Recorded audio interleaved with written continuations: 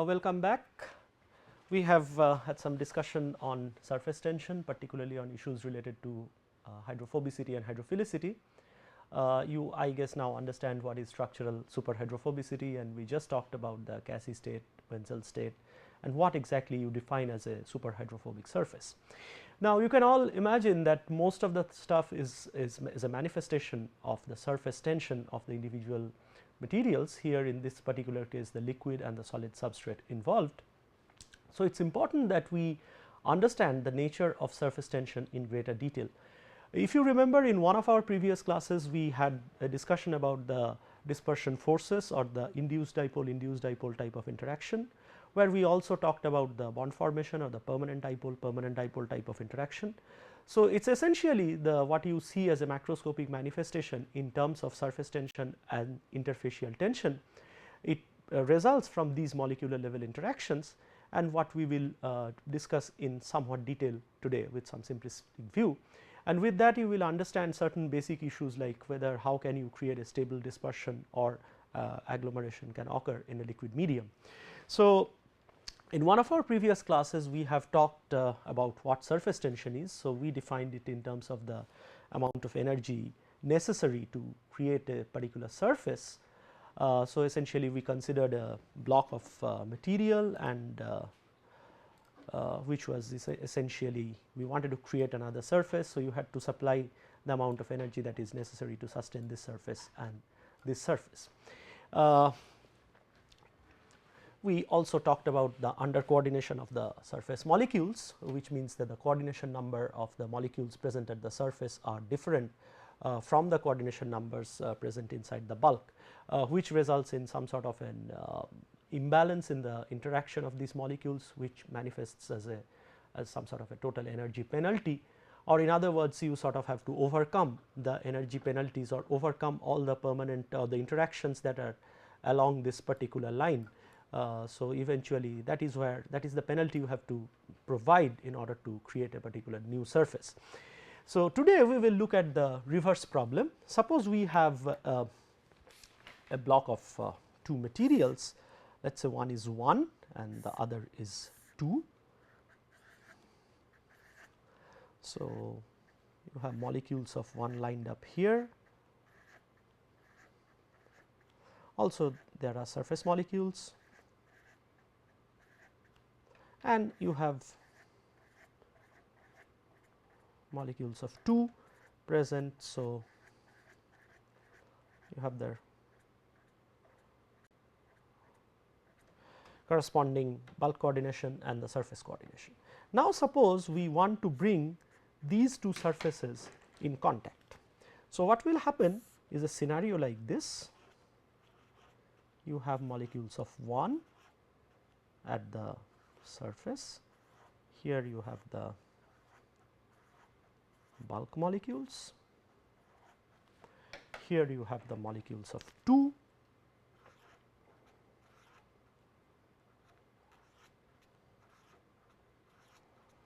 and you have the bulk molecules as well. Now, for the calculation of the energy of the interaction, so essentially what happens here, you have two blocks. Let us say this surface has a surface energy of gamma 1, this has a surface energy of gamma 2, and you bring them in contact. So, now you have a composite block of this, and you know based on whatever discussion we have, it is no longer the surface tension of the individual molecules, but this is an interface between material 1 and material 2, and what you have the associated energy is gamma 1 2 or the interfacial tension. Now, let us consider, in order to calculate the interfacial energy, we proceed considering the pairwise interaction of the molecules. Let us say we define P12 as the energy of interaction of a pair of molecule. This is important, I will discuss what it means. Pair of molecule at surface minus energy of interaction of a pair of molecule at bulk. So, essentially the P12 sort of shows the difference in the energy level between a pairwise interaction at the surface and that at the bulk. So, let us consider that we sort of look at two molecules, we consider a pair of molecules of 1 and molecule of 2. Let us identify these two other molecules. So, when these two molecules are at the bulk, they are not interacting with each other, but the molecule 1 is interacting with all these, this particular molecule of 1 is interacting with all the neighboring molecules of 1. So, you have a, so what are the individual components? Individual components will be, there is going to be a coordination number, let us say Z11, I am coming to all that in detail.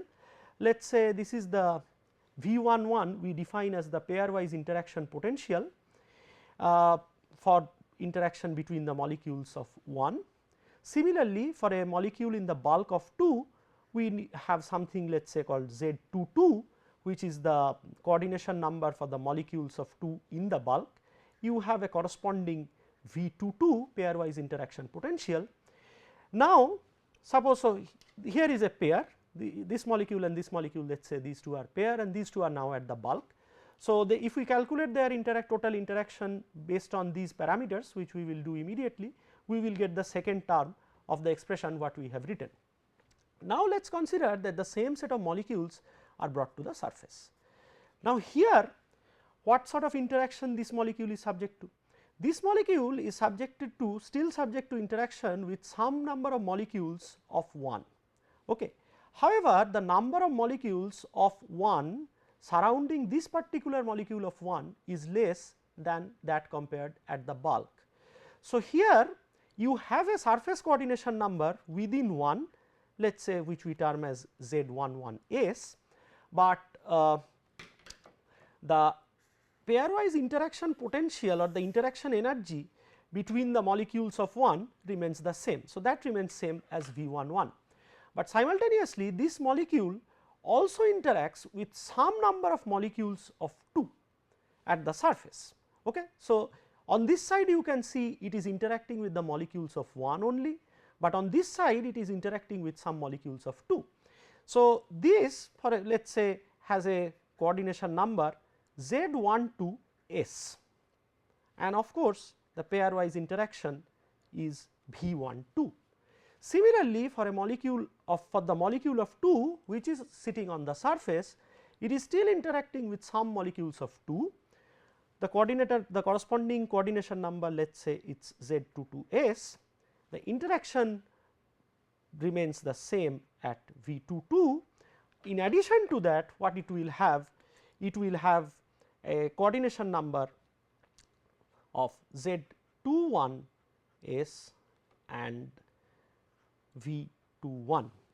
So, these are the 8 parameters we will be having. Let us have a clearer picture. So, we have molecules of 2 over here at the surface, we have molecules of 1 over here at the surface. So, when we talk about the pairwise interaction between this molecule of 1 and this molecule of 2, it depends on several parameters. It depends on Z11s, which is the surface coordination number of the molecules of 1 at the surface. It depends on V11, it depends on Z12s, and it depends on V12. Correspondingly, in the phase 2, we have Z22s, we have V22, we have Z21s, and we have V21. Now, correspondingly, if you simultaneously also consider the molecules which are present at the bulk, then we will be having the parameters Z11, V11, Z22 and V22. Therefore, and we have, so essentially in our, by the way we have defined P12, it turns out to be something like let us say ES minus EB. In other words, it is sort of the pairwise excess energy. Now, let us say that n is the number of molecules present in the surface per unit area. In that case, the total energy ascribed to the interface turns out to be n E s minus E b. So, E s minus E b is the sort of excess energy ascribed at the interface for a pairwise molecule, interaction of a pair of molecules. Now, if we have n number of molecules which are present at the interface, then what is the total energy? Total excess energy is n times E s minus E b. And what is this parameter? This parameter is nothing but the interfacial energy gamma 1 2. So, this is the total energy, total excess energy, let us put it,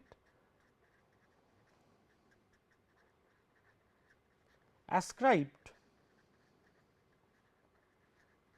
to the interface. In other words, this is the energy that is necessary to create the interface, or so if you want to cut the block, you can look it from the other perspective. This is the energy that is necessary to create the interface. Now, let us look into these parameters which we have defined in a little more detail. So, we have already defined that Z11 is the coordination number of molecules in phase 1 in bulk. So, obviously, you can get a idea about what Z22 stands for. It is the coordination number of molecules in phase, in the second phase in bulk. Therefore, if we assume that V11, not an assumption, we have talked already about it, V11 is the pairwise interaction potential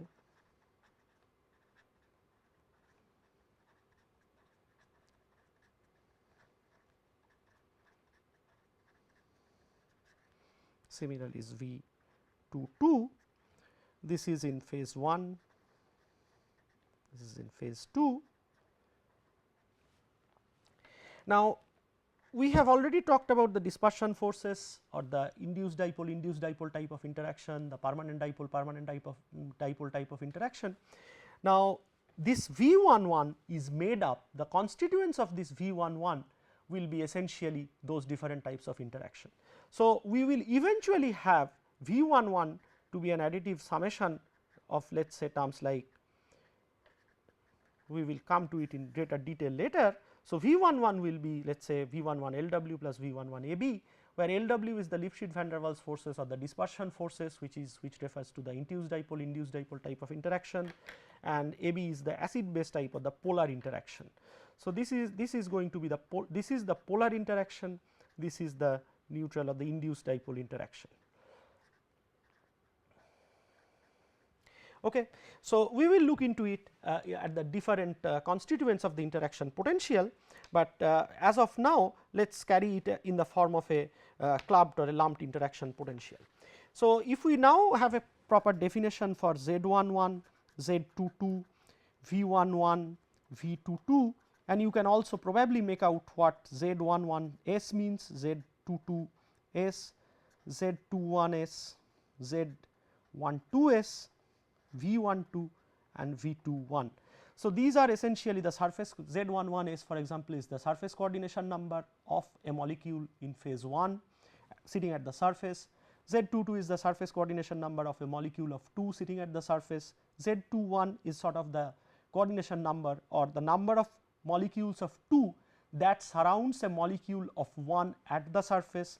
Similarly, Z12S is the number of molecules of 1 that surrounds a molecule at the surface. So, this is essentially a molecule of 1 which is sitting at the surface. So, this here you see the 3 numbers of molecules of 2 is interacting directly with this particular molecule of 1 sitting at the surface. So, in this particular case Z12s will be equal to 3.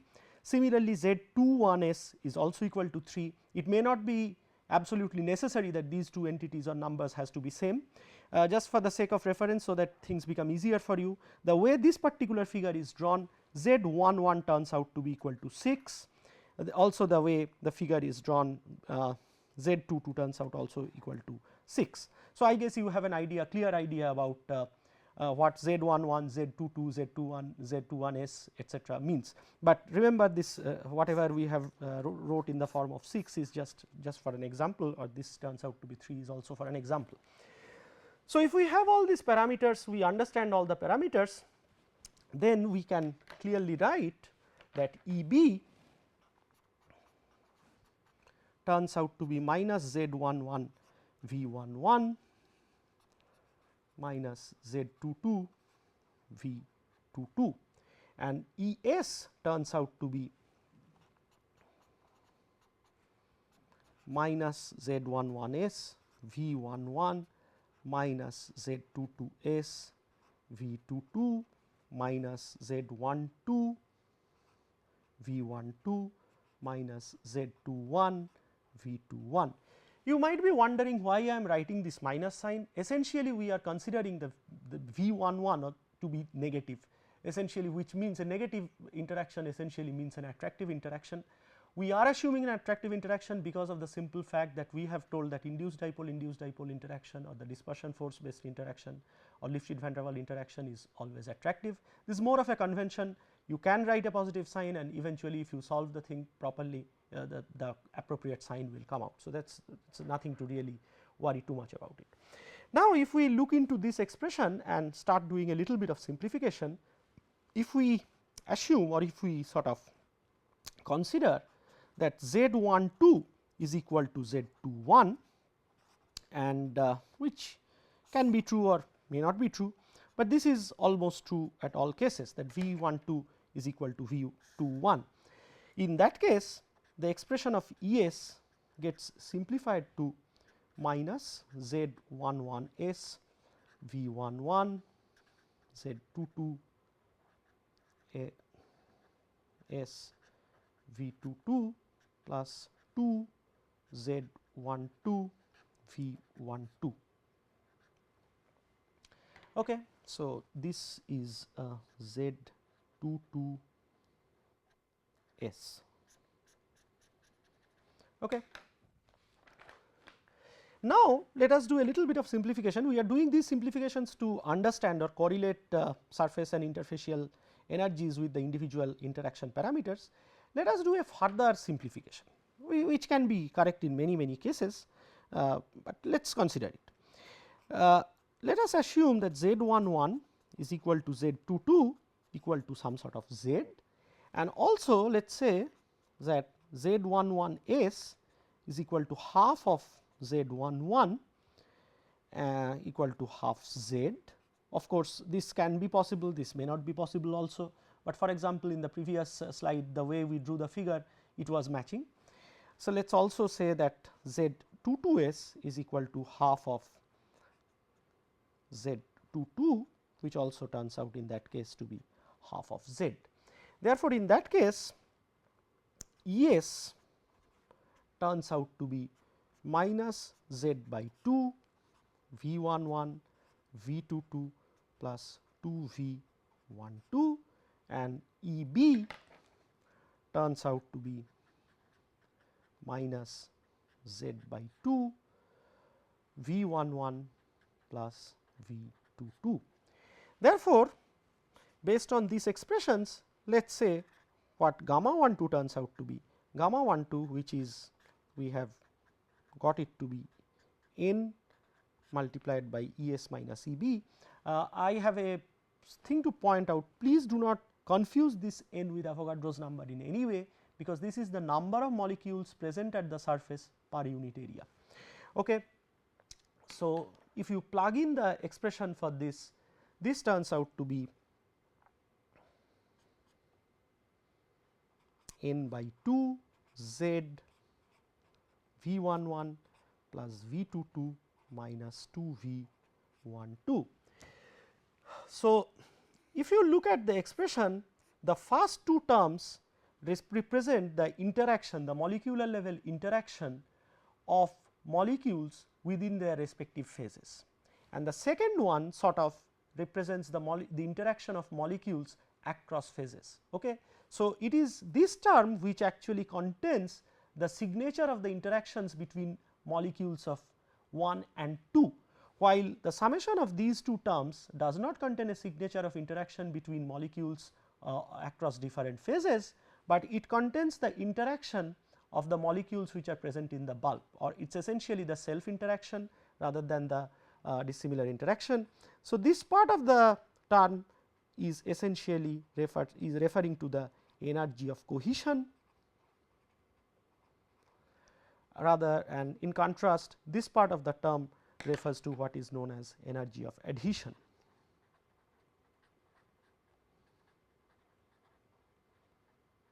So, you already see that we have been successful in representing gamma 1 2, which is the interfacial tension, in terms of molecular level interactions. And what are these molecular level interactions? The molecular level interactions are the interactions of the molecules between interaction between the molecules of 1 which are present in the bulk, the interaction of the molecules of 2 which are present in the bulk, which as collectively represents the energy of cohesion, the term corresponding to the energy of cohesion, as well as the interaction of molecules between the two phases. And you must understand that this V12 type of interaction occurs only at the interface. Molecules present say at the bulk, deep into the bulk, cannot. So, between this molecule and this molecule, let us say, you cannot have a V12. This molecule only has V11, this molecule only has V22. It is only these molecules which are responsible for the interaction of the type V21 or V12, which is present at the surface, and this is where the two surfaces are adhering. So, they correspond to the energy of adhesion rather than the energy of cohesion, which is represented by the interaction V11 and V22. Now, so what we have so far is gamma 1 2 is n by 2 z V11 plus V22 minus 2 V12. Now, let us say that if one of the phases is a non condensed phase, let us say phase 2 is a non condensed phase.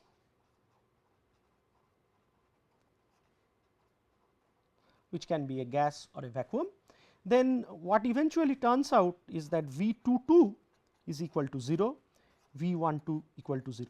Now, is it an assumption or approximation? No, it is not that. We understand from our school level understanding of physics that essentially in a non condensed phase like a gas, for example, the molecules are far away apart and they are sort of randomly moving in this direction. That is the reason gases do not have any specific shape.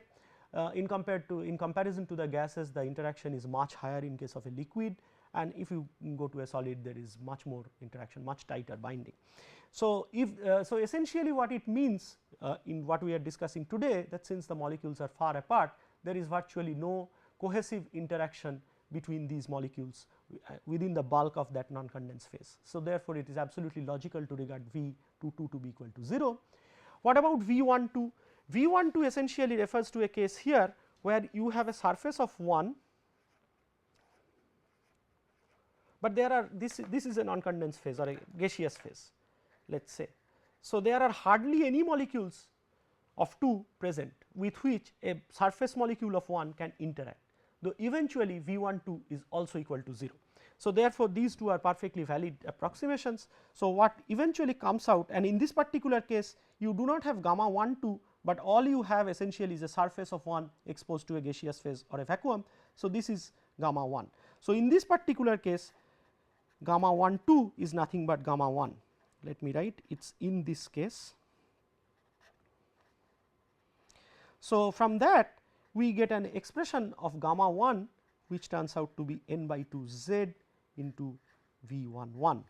Similarly, if we regard phase 2 to be a non-condensed phase, then what will phase 1 to be a non-condensed phase,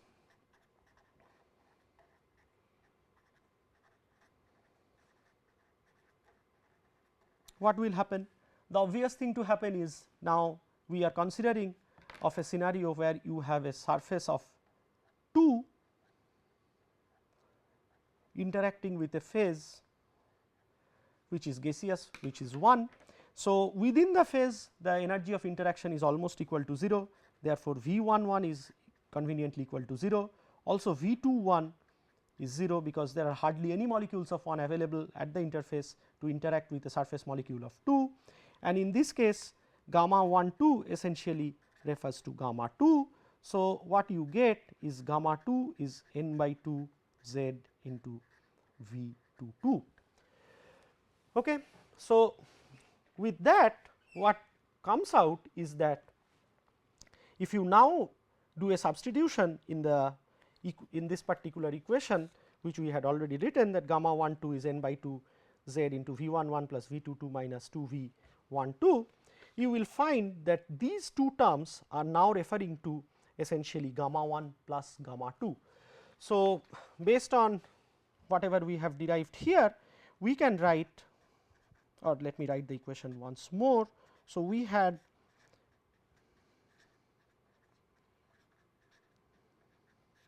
now you can see that n by 2 z into V11 refers to gamma 1, n by 2 z V22 refers to gamma 2.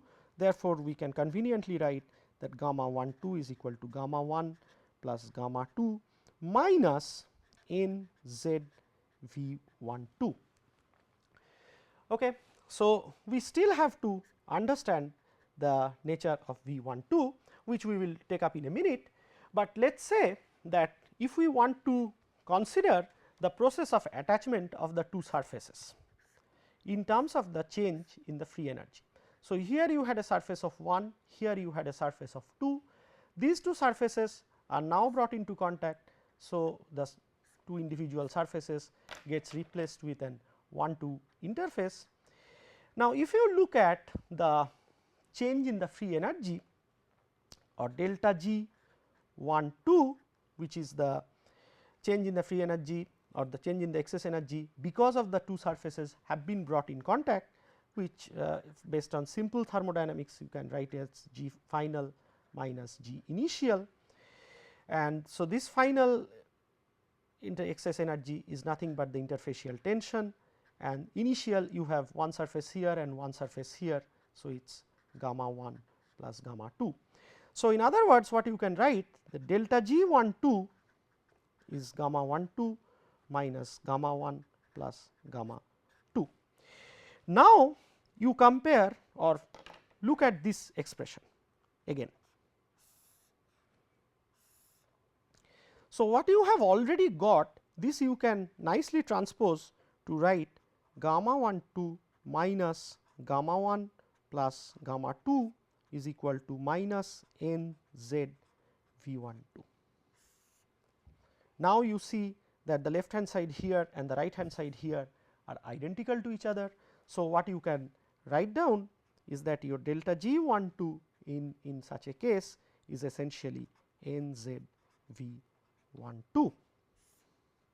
So, the change in the free energy you can now see it can be correlated to the interaction or the pairwise interaction at the molecular level between the surface molecules. Okay. Now, we need to consider the different interaction potentials. So, we have said that. So, I guess we now understand what V12 is. So, you have molecules of 1 present in the surface, you have molecules of 2 present in the surface, and V12 we refer to the interaction between two molecules, okay, between a molecule of 1 with a molecule of 2. So, this one is an interaction of V12, this is another interaction of V12, the interaction energy is V12, here the interaction energy is also V12. At this point of time, we need to worry about what can be the likely mechanisms, physical mechanisms or physical origins of these type of interactions. And as we have told, we can have the most fundamental interaction is the induced dipole type of interaction. So, if you now consider these two set of molecules, you can probably get back to the simple picture we had drawn in terms of the electron cloud, the localization of the electron cloud, which resulted in the induced dipole type of interaction, and you can think of it.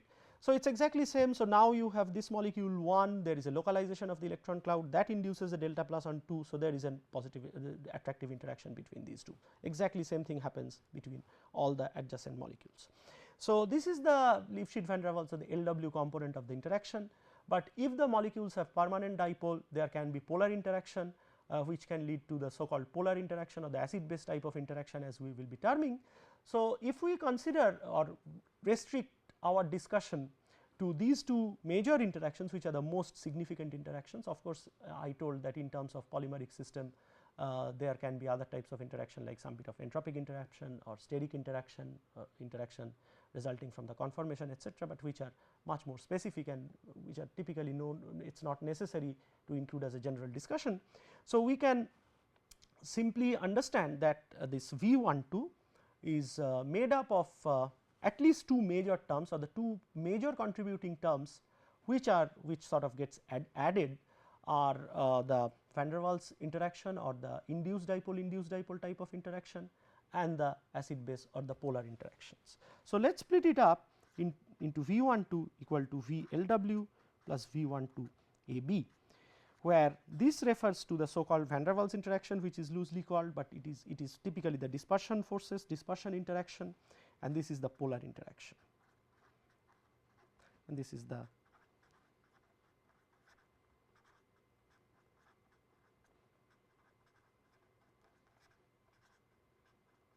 dipole type of interaction. Okay. So, now we need to sort of understand the individual constituents in greater detail. So, we understand what exactly is V12, it is the van der Waals interaction or the induced dipole type of interaction between two molecules which are present at the surface. For van der Waals forces, you can sort of apply a mixing rule that this is almost given. V12 turns out to be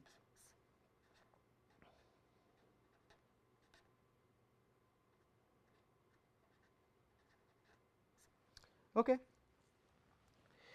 So, since you can split up V12 in terms of V12 LW and V12 AB, you now have a look at the expression, relook of the expression of delta G12, which turns out to be NZ V12, which we can write as NZ V12 LW plus V12 AB, which essentially means that your delta G12 also has two components, the delta G12 based on the van der Waals interaction or the induced dipole type of interaction as well as the delta G12 based on the acid base or the polar interaction.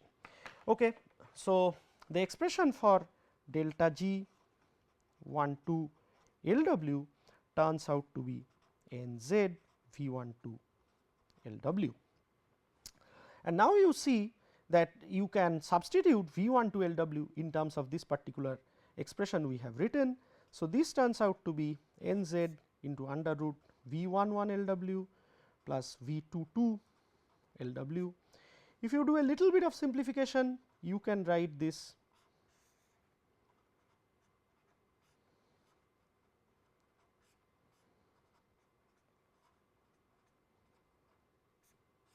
okay.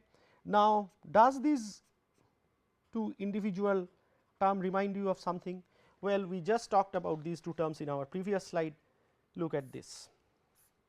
So, they are essentially gamma 1 and gamma 2, but you are not talking of V11 in totality as we had done there, but we are talking of V11 LW. Similarly, we are not talking of V22 here, but we are talking of V22 LW. So, going by this definition, what these two refer to is essentially the van der Waals component of surface tension of material 1 and material 2. So, this turns out to be under root 2 gamma 1 LW, gamma 2 LW. So, in other words, what it means, just the way the interaction, the interfacial interaction has different components in terms of the dispersion forces as well as the polar type of interaction. The surface tensions also, one can argue or one can clearly understand, is made up of different components, that is gamma 1 LW plus gamma 1 AB. So, that is the important message that comes out, and essentially right at this moment we have got an expression of delta G 1 to LW in terms of gamma 1 LW and gamma 2 LW, which are essentially the van der Waals component or the dispersion force based component of surface tension. Okay. So, once we are there, so we can get an expression, I am sorry, this will come with a minus sign because of the convention we are following. So, what we can write is that in one of the previous slides, just refer to this particular expression where we have written gamma 1 2 in terms of this particular expression. So, if we now consider only the van der Waals component of the interaction, we can conveniently understand or write, if you just correlate, look back to your notes and refer, this is obvious now.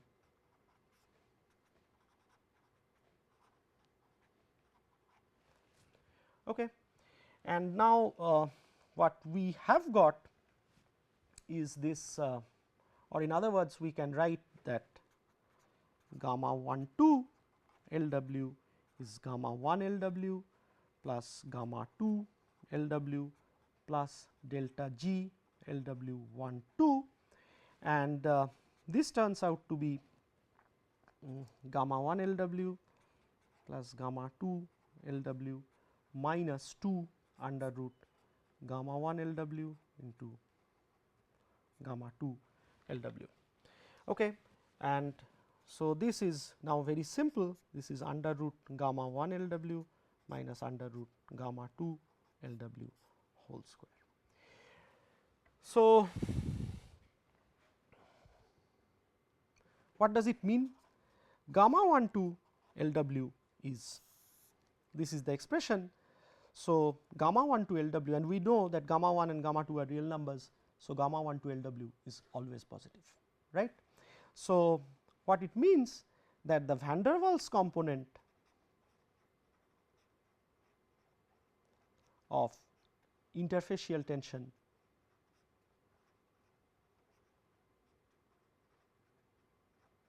is always positive.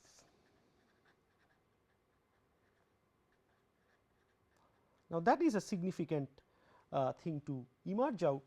So, which primarily means, now you look at the expression for delta G 1 2, which is gamma 1 2 minus gamma 1 plus gamma 2. If you look at the van der Waals component of this delta G 1 2, you just expand this gamma 1 2 in terms of what we have derived here.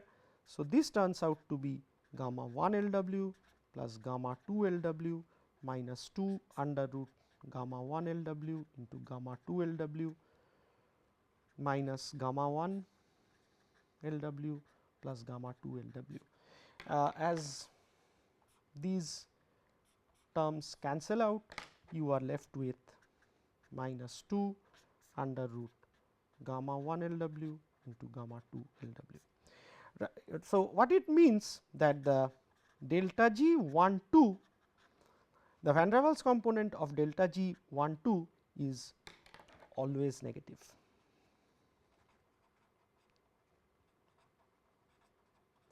So, what does it mean? It means, now what exactly is delta G 1 2 LW? Delta G 1 2 refers to two surfaces, or the change in the free energy when two surfaces are coming in contact.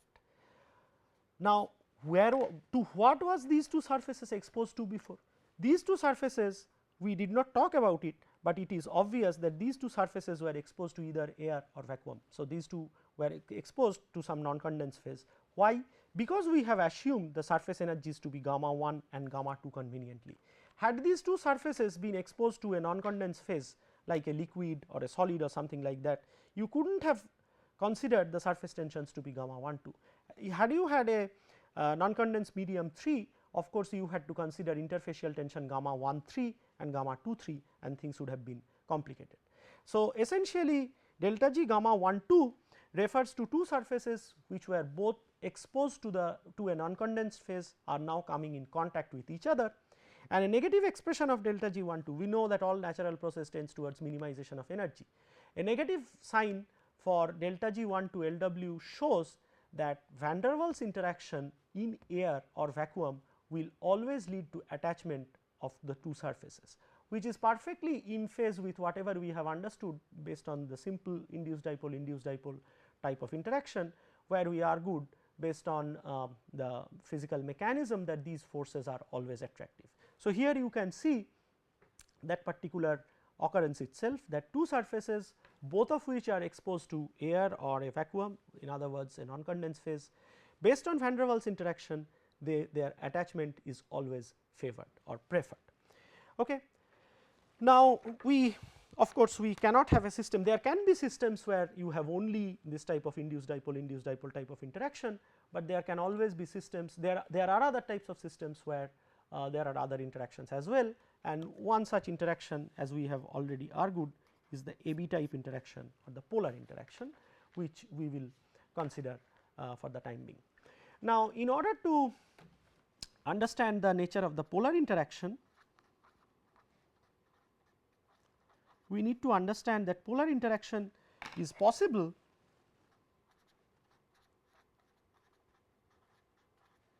only when there are neighboring molecules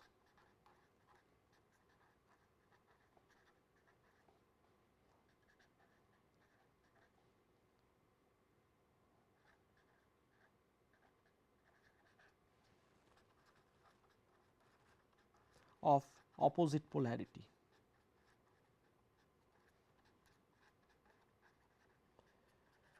Okay. We also need to define a couple of empirical parameters to quantify the AB type interaction.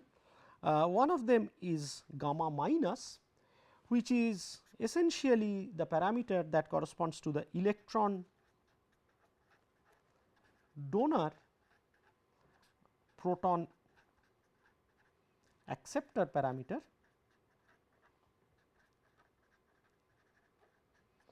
If you refer to your or try to recall your basic chemistry, this is essentially an electron donor is essentially one which is known as the Lewis acid,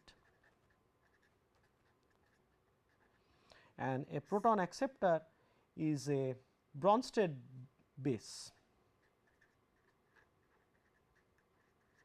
comes from the Bronsted-Lowry acid base theory.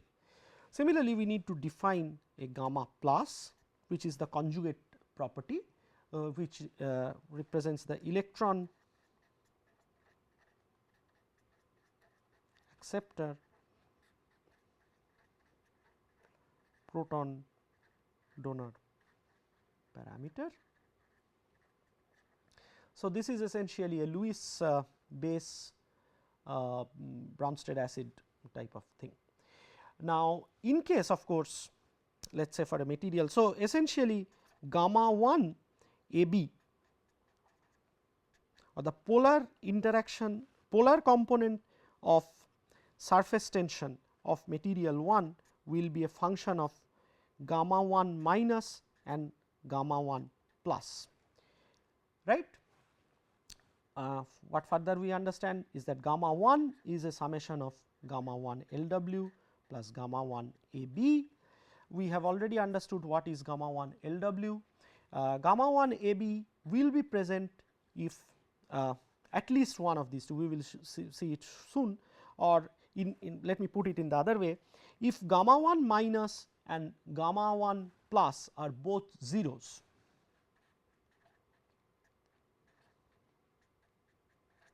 then gamma 1 AB will be equal to 0. Okay. So, the material 1 is going to be an apolar material, if it is a liquid, what it is an apolar material, and what it also means that its entire surface energy or surface tension is composed of dispersion interaction or induced dipole type of van der Waals interaction. In case the liquid, one is a liquid having this type of a property where its entire surface tension is contributed due to van der Waals interaction, this is called, this is what is called a van der Waals liquid. Probably you have come across the name in your earlier thermodynamics courses. The functionality that goes is like this: gamma 1 A b is twice under root of gamma 1 plus gamma 1 minus. Similarly, since we are talking about the interaction of 1 and 2, gamma 2 A b is twice under root of gamma 2 plus gamma 2 minus. We also define, we also need to understand at this point of time that delta G 1 to A b, what will be its physical nature. Now, this particular term is going to be always negative, or it is going to be always attractive, because of the fact that whenever a polar interaction between two materials which are in contact with each other is there will be a bond formation. So, you have two sets of materials which have opposite polarity which are in contact with each other, so there will be a physical bond formation. So, delta G 1 to A b will always be negative, because we are regarding that negative to be attraction. So, and it goes, the expression goes as something like this: gamma 1 plus under root of gamma 1 plus into gamma 2 minus gamma 1 minus into gamma 2 plus. So, if you look at all these three expressions now, we already have that delta G 1 2 A b is gamma 1 2 A b minus gamma 1 A b plus gamma 2 A b, and so we have gamma 1 2 A b turning out to be twice gamma 1 plus gamma 1 minus plus gamma 2 plus gamma 2 minus minus gamma 1 plus gamma 2 minus minus gamma 1 minus gamma 2 plus. We also have at this point, so this is going to be the interfacial tension, the polar component of interfacial tension between 1 and 2.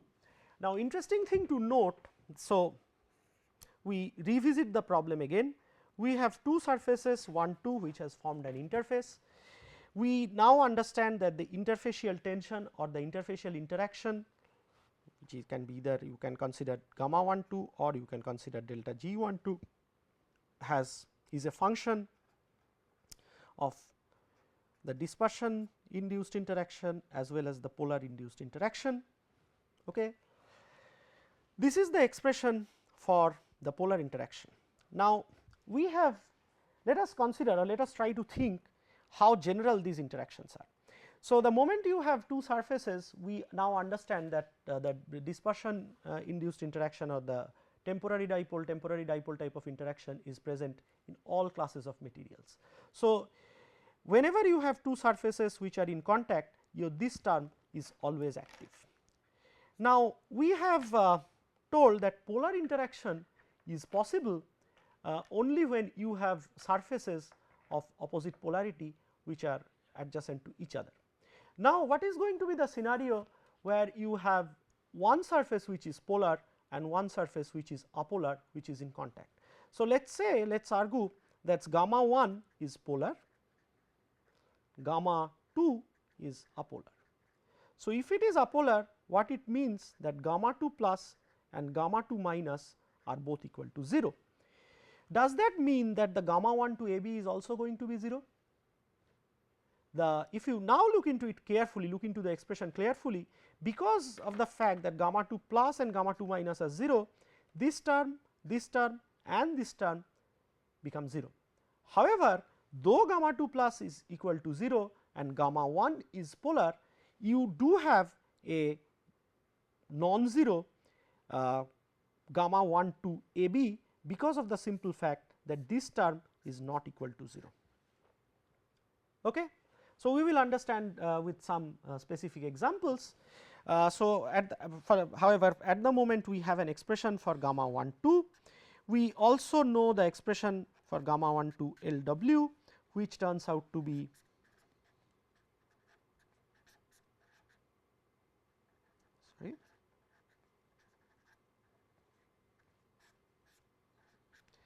Therefore, we can write the complete expression for gamma 1 2 as gamma 1 2. You can plug in the respective expressions to get the complete expression for gamma 1 2 LW in terms of gamma 1 LW, gamma 2 LW, gamma 1 plus. So, this is going to be, it contains 6 parameters, and in one of the subsequent lectures we will show that with the method of contact angle goniometry and proper choice of so the method of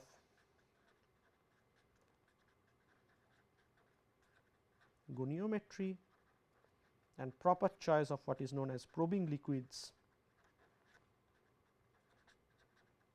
it becomes possible to find out the each individual parameter for an interacting system if one of the system is particularly for at least one of the system is a liquid. Now, if we now come back or revisit our concept of the equilibrium contact angle, what we had considered in the previous class,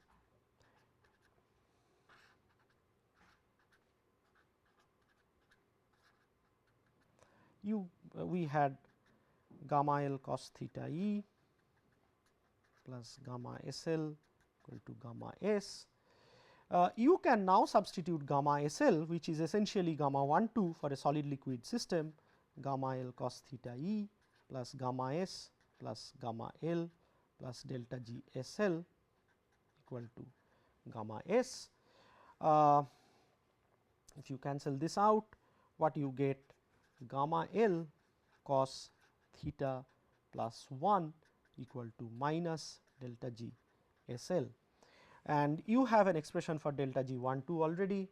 So, we can get gamma L cos theta plus 1 is twice gamma S LW gamma L LW plus gamma S plus gamma L minus plus gamma S minus gamma L plus. Here you can see that if one of the